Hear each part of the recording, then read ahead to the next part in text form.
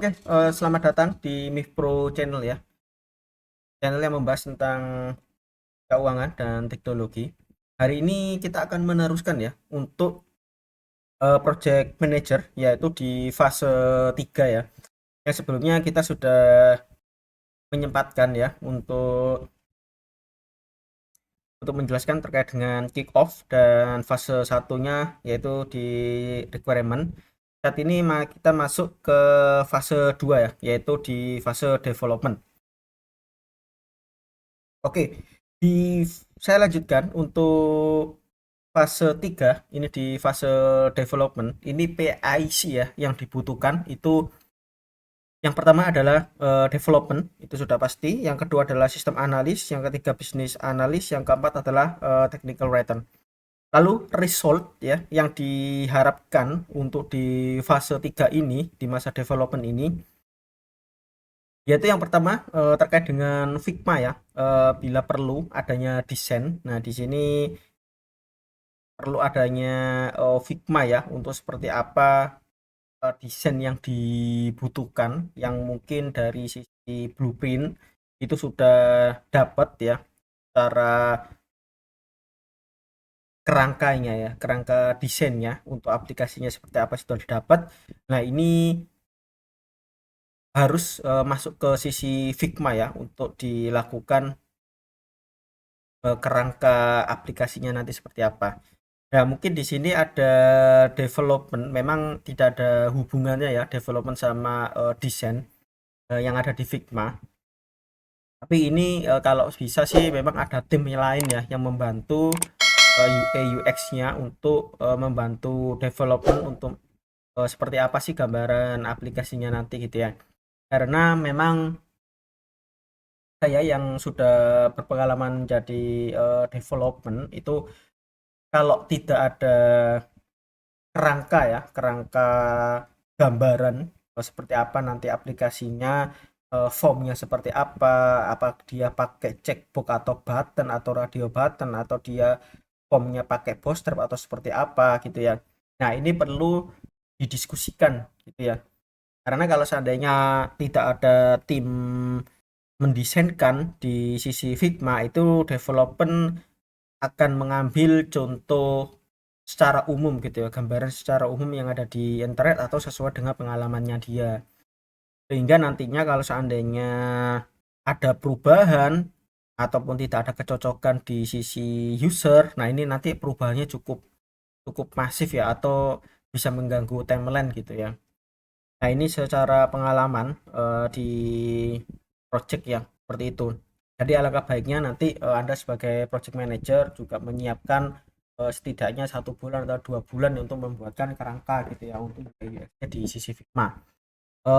Juga tentu untuk di development ini terutama terkait dengan kerangkanya ini harus juga ditentukan kalau seandainya dia pakai front end ya. Nah, front end-nya pakai apa? Pakai Vue, React, lalu untuk library-nya seperti apa? Apakah dia pakai Bootstrap atau apakah dia pakai uh, Tailwind kayak gitu, gitu ya. Nah, itu nanti secara konsep ataupun gambaran-gambaran yang detail gitu, permintaan-permintaan UA yang secara detail. Nah, biasanya ada library yang tidak ada gitu ya. Jadi harus benar-benar custom sendiri dilakukan gitu. Oke, yang kedua yaitu terkait dengan task management. Trello, bisa pakai Trello, bisa pakai ClickUp, bebas aja ya. Ini sesuai dengan budget dari sisi project itu, apakah pakai yang gratisan atau yang berbayar. Ya, setidaknya di sini ada task manajemennya, di mana task manajemen ini mengatur ya, mengatur bagaimana jalannya progres pembuatan aplikasi gitu ya. Mungkin ada modul A, modul B, modul C, modul D gitu ya. Ada beberapa modul itu harus dipisahkan ya, task-nya seperti apa. Contoh ada read, update, delete gitu ya, ada sebuah form gitu ya. Itu juga harus di per task gitu ya, grid-nya apa sudah, read-nya apa sudah, edit gitu, atau jadi satu juga masalah, istilahnya satu task itu per pick gitu ya. Jadi satu pick itu ada beberapa banyak task di situ. Nah, itu bisa dijabarkan ada poin-poinnya gitu ya. Ya, jadi dipastikan juga untuk developmentnya ada berapa. Kalau memang ada 2 atau 3, ini nanti task manajemennya seperti apa. Siapa yang buat mungkin secara master datanya itu pasti ada ya. Kalau memang ada pembuatan aplikasi secara baru ya. Nah, ini harus dipetakan nih. Ada master data, juga ada modul, katakanlah modul, kita anggap modul pengiriman barang gitu ya. Nah, ini harus fokus nih, jangan sampai eh, setelah ada modul A, modul B, ternyata modul A developernya kebanyakan nih, dipindah ke modul B. Atau tiga-tiganya sudah ada nih, modul A, modul B, modul C gitu ya. Semua developernya sudah ada di masing-masing modul, itu sudah ada developernya. Namun di lain sisi nanti tiba-tiba project manager ataupun fungsional memindah ya, modul yang ada di B developer pindah ke yang A gitu ya. Itu nanti sangat menguras apa ya, tenaga, waktu juga ya. Karena kenapa? Ketika dia pindah ke modul yang berbeda dari sebelumnya, dia harus mempelajari kembali nih. Developernya harus mempelajari kembali. Nah, itu ketika dia pindah ke modul B kembali, dia juga harus mempelajari lagi karena pasti lupa. Karena pasti lupa, apalagi nanti secara proses bisnis bulat gitu ya. Ada flag-flag tertentu, ada kondisi-kondisi tertentu, ada case-case yang seharusnya A, seharusnya B. Oh, kalau B ini seperti ini, kalau A ini seperti C, kalau kasusnya B ini seperti E gitu kan. Nah ini dipastikan itu developernya harus bisa memegang satu modul gitu ya sampai benar-benar selesai gitu ya. Atau kalau memang istilahnya untuk mengerjakannya itu kan satu modul selesai baru dia pindah ke modul yang lainnya. Kalau seandainya dia pindah ke modul itu istilahnya hanya bantu saja ya, atau secara logik bantu sistem logik pengkodingannya lah ya, jangan sampai masuk terlalu jauh ke proses bisnisnya, sampai sampai terlalu dalam gitu ya, sehingga modul yang belumnya tertinggal gitu ya. Itu yang ini yang tidak disarankan ya. Lalu juga untuk task management ini di sini juga ada apa ya, due date-nya ya. Nah, ini coba dirundingkan gitu ya dengan fungsional dan juga development. Setiap task ini kira-kira selesai berapa hari, berapa minutnya, berapa hari, 3 hari kah, 4 hari kah, nah, seperti itu. Lalu dan jangan lupa untuk database-nya juga ya. Ini kan apa sih ada database-nya? Ya, database-nya ini mungkin kalau di sini masih kurang ya. Mungkin di sini ada development, biasanya kalau development bisa ya membuat database. Nah, ini juga harus dibuat juga untuk task manajemennya seperti apa, database-nya seperti apa gitu. Kalau memang sistem analisnya, kalau memang dia bisa buat database, ya ngerancang database-nya ya silakan. Biar nanti development tinggal membuat database-nya gitu ya. Nah, untuk database sendiri ini sebenarnya harus ada ini ya. Kalau bisa sih memang ada tim lain gitu ya, atau orang lain, bukan development, harus tim basis data gitu ya. Biasanya itu tim basis data ini yang membuat sebuah konsep database-nya seperti apa gitu ya, relasinya seperti apa, banyak deh seperti itu.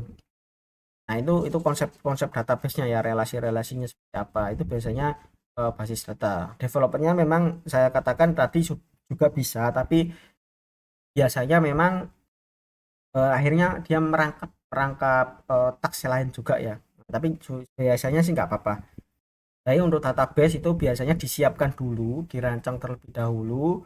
Apakah ada konsep approval, apakah ada konsep master datanya seperti apa, relasinya seperti apa, apakah ada eh, create, update, delete, add gitu. Biasanya itu normal ya. Kalau biasanya kalau di RP itu biasanya data itu nggak boleh di delete ya. Pasti di situ ada disediakan create, add, delete, add, nah, terus update by, create by, delete by. Nah, itu sudah terekap semua gitu ya teman-teman ya. Akan nanti ke depannya secara teknis siapa yang delete, siapa yang update, siapa yang create terketahui gitu ya. Juga ada mungkin database log gitu ya. Ada istilahnya itu biasanya urusannya basis data atau development, kalau memang sudah berpengalaman biasanya tahu database-database mana aja atau tabel-tabel mana aja yang perlu diklik gitu ya. istilahnya dia itu mandatory yang pasti harus ada di pembuatan tabel gitu, pembuatan project gitu, untuk mengetahui secara log ya, untuk mengetahui tracking gitu ya, karena development itu pasti yang paling sudah berpengalaman itu sudah pasti memikirkan tracking ya. Maksudnya tracking apa? Tracking data. Kalau ada error, trackingnya seperti apa? Kalau errornya di sini, trackingnya seperti apa? Apanya seperti apa gitu.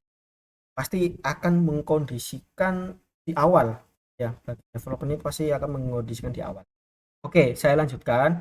Lalu untuk di pembagian task ya, development, ini ada back end dan front end ya. Ini pembagian task. Kalau memang developernya ada back end dan front end, ini coba pasti dibagi ya. Oke, kalau seandainya ada BE dan FE, biasanya yang FE ini biasanya juga mengerjakan Figma juga, mengerjakan UI UX-nya ya. Memang seharusnya ini dipisah, tapi biasanya kalau project kan memang di tasknya memang digabung-gabung ya istilahnya ya, biar budget projectnya nutup bahasa Indonesianya itu sesuai lah gitu ya, nggak kurang gitu. Biasanya juga akan mendesain Figma juga gitu ya. Lalu untuk pasti juga desain front endnya juga. Lalu untuk yang di back end dia juga biasanya membuat database-nya juga. Oke, dari sini sudah. Untuk teman-teman yang mau bertanya ya terkait dengan result ataupun ini ya bisa langsung tanya di komentar aja. Lalu keempat itu terkait dengan penyusunan timeline ya atau progress project. Nah ini timeline-nya seperti apa ya? Nah, jadi untuk project manager ini bisa bekerja sama dengan fungsional yang dimana nanti fungsional sudah dapat ya secara main nya di sisi pembagian task manajemennya sudah dapat. Nah ini nanti akan berhubungan atau koordinasi dengan project manager untuk penyusunan timeline gitu ya. Nah, apakah main list tadi yang sudah dikasih oleh tim development, apakah sesuai dengan timeline? Apakah sudah terkejar gitu ya dengan timeline fase development ini ya? Kalau memang nggak terkejar, nah ini opsinya ada dua. Yang pertama itu pasti negosiasi ya, nego dengan tim development. Apakah ini bisa dipercepat? Ini harus dipercepat ya, harus gini istilahnya. Nanti kalau seandainya contoh deh, kalau memang ada create update delete itu ya satu halaman start data itu ada create, ada update, ada delete, ada filter, ada filter, ada pagination, lalu hmm, ada group by, order by dan lain sebagainya. Nah mungkin di situ pengerjaannya 3 hari gitu ya. Nah mungkin dari sisi project management bisa nggak ini dibuat 1,5 hari atau 2 hari kita aja ya. Nanti kita inilah kita sewakan akun AI premium gitu ya, entah ChatGPT entah itu Claude ya, kita pasti sewa 1 bulan lah untuk dipakai bersama-sama gitu untuk yang development agar cepat pengerjaannya. Nah itu bisa. Nah ada yang kedua itu nanti sewa lagi, bukan sewa lagi ya, hire orang development lagi untuk membantu task yang lainnya yang ter ini yang ter apa namanya, atau yang ketiga itu bisa pakai sisi lembur. Oke teman-teman, untuk development ini coba lembur ya, nanti buat aja sini sampai 2 hari ya, nanti buat aja lemburan gitu ya, kerjakan sampai malam. Oh ini harus selesai dalam 1-2 hari, jangan sampai molor gitu ya. Itu biasanya seperti itu. Ini menyusunnya timeline. Lalu yang kelima ini terkait dengan use Git ya. Nah ini sangat penting, ini menggunakan Git. Nah ini coba untuk koordinasi ya dengan tim development, bahwasanya setiap hari itu harus ada naik ke Git gitu ya. Nah mungkin bisa di secara brand development A B C D atau nama gitu ya. Nanti setiap hari dia wajib untuk melakukan up ke Git. Nah ini kenapa setiap hari harus dilakukan commit ke Git ya. Nah ini didasari dengan adanya resiko kehilangan progres gitu ya. Nah biasanya kalau ya resiko itu ada ya. Untuk biasanya untuk development, saya pernah sih sebenarnya juga Ya, di waktu saya melakukan project itu saya pernah 1 hari 2 hari itu benar-benar mengerjakan gitu ya. Lalu di hari ketiga ternyata laptop saya itu tidak bisa dibuka, misalnya gitu ya, ada error atau apa gitu ya, sehingga semua seluruh perubahan yang saya kerjakan selama 2 hari itu hilang hilang gitu ya. Memang kalau saya mau mengerjakan kembali memang bisa, tapi itu butuh waktu. Meskipun itu masih nyantol ya, logik-logik apa saja yang ini yang tertanam 2 hari kemarin gitu ya. Memang masih masih ada, masih bisa gitu ya, masih bisa di development, tapi itu kan waktunya bisa 1 hari lebih, atau bisa saya 1 hari sampai lembur juga. Nah, itu nanti kalau seandainya saya sendiri itu nanti eh, teledor gitu ya, tidak melakukan apa, otomatis nanti saya kan membuat molor pekerjaan gitu, atau saya sebagai developer itu juga kan merasa sia-sia gitu loh, timeline tetap berlanjut gitu ya, akhirnya tugasnya menjadi double. Nah, tugas yang sebelumnya akhirnya saya kerjakan posisi malam. Nah, itu yang berakibat fatal pada diri sendiri gitu ya. Jadi atau diri sendiri developernya itu nanti kesulitan gitu ya. Nah, harus bertanggung jawab menyelesaikan gitu ya. Apalagi nanti ketahuan dari si fungsional atau project management kalau progresnya hilang 2 hari kemarin. Nah, itu nanti kita dianggap tidak developer, dianggap tidak profesional gitu ya. Jadi project manager membantu berkoordinasi untuk menggunakan Git ini ya teman-teman ya. Jangan sampai ini sudah sampai saya berpengalaman seperti itu. Jadi jangan sampai ini terjadi gitu ya. Jadi setiap hari atau setiap jam 12 siang, nah, itu langsung perubahan, langsung apa aja di apa namanya, di Git ya, di GitHub atau GitLab, terserah sesuai dengan ini permintaan eh, kerjasamanya seperti apa gitu ya, dan tim. Nah, untuk use Git ini, menggunakan Git ini, nah ini pasti nanti kan dari project manager yang belum tahu ya terkait dengan teknis. Nah, maka dari itu saya mau membagikan pengalaman saya juga sebagai software engineer juga pernah jadi project management, eh, project manager gitu ya. Dan akhirnya tahu nih, nah ini harus mau digunakan. Nah, ini juga project manager harus tahu terkait dengan resiko ini gitu ya. Oke, dari ini sudah ya. Nah, ini mungkin lebih dalam lagi ya. Ini terkait dengan task manajemen. Di sini terkait dengan tulis parent dan child task, milestone status filter, add semua tim development fungsional, development functional testing, contoh status dev, to do bug, progress dev gitu ya. Lalu tanggal dan target. Nah, ini yang sudah saya jelaskan yang tadi terkait dengan task management, cuma ini lebih detail lagi ya. Di sini ada milestone dan status filter. Ini ada tim development dan fungsional. Oke. Di sini oke, saya jelaskan untuk yang result pertama yaitu terkait dengan tulis parent dan child task ya. Nah, ini ditulis saja dulu untuk parentnya apa ya, mungkin dari sini bisa di perhalaman gitu ya, perhalaman ya. Nanti child tasknya ini apa, pagination, view, ada create, ada delete, dan lain sebagainya gitu ya. Lalu di sini ada milestone atau status filter, ini kita aja dulu.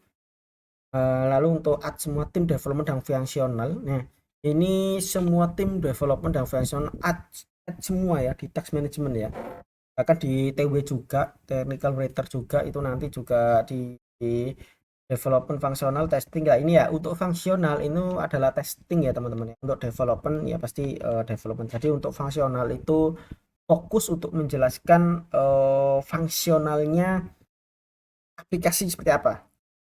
Fungsional itu ini ya, mungkin persepsi kita beda ya, memang nggak tahu, pernah membahas juga ya untuk seperti apa sih penamaan-penamaan. Oke, development itu sudah tahu ya teman-teman ya. Kalau dari sisi fungsional itu adalah fungsi dari aplikasi itu disebut fungsional. Jadi dia yang tahu sistemnya, aplikasinya jalannya seperti apa, input output datanya maunya seperti apa, penampilan seperti apa, itu fungsional, disebut fungsional. Orang-orang yang istilahnya menjelaskan ke development aplikasi apa sih, seperti apa yang ingin dibangun. Nah, ini bagian dari fungsional ya, dia testing, ini testing report, read update delete. Fungsional itu juga akan melakukan testing setelah development ini sudah melakukan pekerjaan ya. Nah, ini kan ada contoh status dev, ada to do, ada to do bug, ada in progress dev, in progress testing. Nah, ini biasanya status-status yang ada di task management ini terserah, nanti teman-teman terserah lah, bisa bisa pakai status lainnya lah ya, sesuai mengondisikan terkait dengan project teman-teman. Nah, di sini ada progress dev, ada progress testing sisi fungsional. Biasanya setelah development ya, setelah development merubah status in progress dev ke in progress testing sisi fungsional, ini nanti tim fungsional yang akan mengeksekusi, lakukan uji testing gitu ya. Kalau seandainya sudah finish, oke, fungsional akan berubah ke finish statusnya. Tapi kalau seandainya ada bug, dia akan merubah ke to do bug ya. Kenapa kok tidak to do? Nah, to do bug ini memang khusus untuk pekerjaan yang sudah selesai developmentnya, tetapi masih ada bug yang perlu di. Oke gitu. Oke, di sini ada Git manajemen ya. Nah, ini mungkin dari sisi teknis ya, tapi project management biasanya harus tahu juga, ataupun kalau memang ada tim developernya sudah berpengalaman, pasti untuk Git management itu jadikan aja dia lead gitu, untuk untuk lead ini, untuk apa, development di project gitu ya. Dia yang mengatur terkait dengan Git management. Nah, biasanya kalau di Git management itu ada development sama production. Sisi production itu benar-benar aplikasi yang benar-benar masuk ke sisi production ya, yang sudah dipakai gitu. Lalu di sini ada fase development. Nah, ini di setiap hari ini developer perlu melakukan push ya, branch fitur yang dikembangkan. Branch lalu buat merger production ya, memiliki satu developer yang mempunyai tanggung jawab gitu ya, untuk melakukan merge ke sisi production. Biasanya ini masih belum dibutuhkan karena project kalau masih belum go live biasanya masih belum dibutuhkan gitu ya. Yang keempat, ini minta untuk menerapkan manajemen Git untuk pola pengembangan berdasarkan Git. Developer yang berpengalaman pasti tahu. Nah, ini ya, ini ya, pastikan untuk teman-teman project mungkin biasanya kan meng-hire ya teman-teman yang masih fresh grad gitu ya, karena untuk pekerjaan-pekerjaan yang ya istilahnya yang nggak perlu dalam, perlu diketahui ya bahwasanya setiap developer itu harus mampu ya untuk menggunakan Git. Biasanya memang ada teknis ya yang secara tapi harusnya nanti developer yang senior itu harus memberikan tahu caranya bagaimana penerapan Gitnya seperti apa, karena jangan sampai Gitnya berantakan ya. Jangan sampai Gitnya itu berantakan, karena bisa saja nanti pengerjaan teman-teman bisa tertimpa, bisa hilang loh di branch gitu ya. Biasanya kalau secara teknis mungkin ini akan saya coba konsep fase lain aja ya, untuk teknis secara Git gitu ya di internet gitu ya. Nah, saya spill sedikit aja. Biasanya ada tiga sih, ada development, ada dirty, biasanya ada dirty development, ada production gitu. Biasanya yang dirty itu kotor ya, apa, fitur kotor. Kalau development itu fitur bersih yang sudah diuji oleh fungsional, dia sudah berhasil diuji, dia masuk ke development untuk digabungkan. Nah, lalu di production ini adalah aplikasi ya, source code yang sudah final, yang sudah masuk ke dan digunakan lah oleh user. Nah, development ini adalah fitur-fitur yang sudah ada, sudah bagus, sudah diperbaiki, sudah nggak ada bug, yang masih belum terdelivery ke sisi production gitu. Kalau yang dirty, nah ini khusus fitur yang sudah dicoba-coba. Biasanya untuk alurnya itu dari sisi development itu harusnya pull dulu ke dari development, dari production. Itu secara teknis gambarannya sangat lama nanti ya. Oke, saya lanjutkan. Ini untuk Git management ya teman-teman. Untuk yang senior programmer pasti tahu ini. Jadi untuk teman-teman yang project management, project manager itu kalau hire development, pertama-tama cari yang senior dulu ya. Jangan sampai cari yang fresh grad ataupun yang masih belum berpengalaman, belum tahu Git itu apa, atau hanya sebatas dalamnya aja, atau hanya sebatas Git individual. Nah, itu kalau di individual oke lah, Git individual. Tapi kalau sudah ada tim itu secara konsep pekerjaan biasanya berbeda. harus buat branch, harus ada nama apa istilah SOP, nama branchnya seperti apa itu. Nah itu nanti ya. Nah, jadi saya sarankan untuk hire senior development terlebih dahulu. Baru nanti kalau sudah senior itu paham terkait git management, dia bisa cerita git management seperti apa nanti yang dibangun. Baru nanti hire untuk teman-teman fresh grad atau yang belum berpengalaman atau yang belum pernah menggunakan Git, yang masih menggunakan FTP seperti hosting gitu ya. Hire aja nggak apa-apa, tapi nanti harus nurut gitu loh sama tim sama developer seniornya gitu terkait dengan Git management, dan itu harus dipantau ya oleh tim profesional dan juga project manager bahwasanya dia harus bisa menerapkan Git management yang sudah dibangun oleh developernya gitu ya. Oke, itu terkait dengan Git management ya. Oke, dari task management tadi udah gitu. Oke, terima kasih teman-teman sudah menyempatkan ya waktunya untuk mendengarkan pengalaman saya untuk di project manager atau penjelasan saya terkait dengan fase development ini. Oke, nanti kan selanjutnya di fase SIT ya. Oke, sampai jumpa kembali.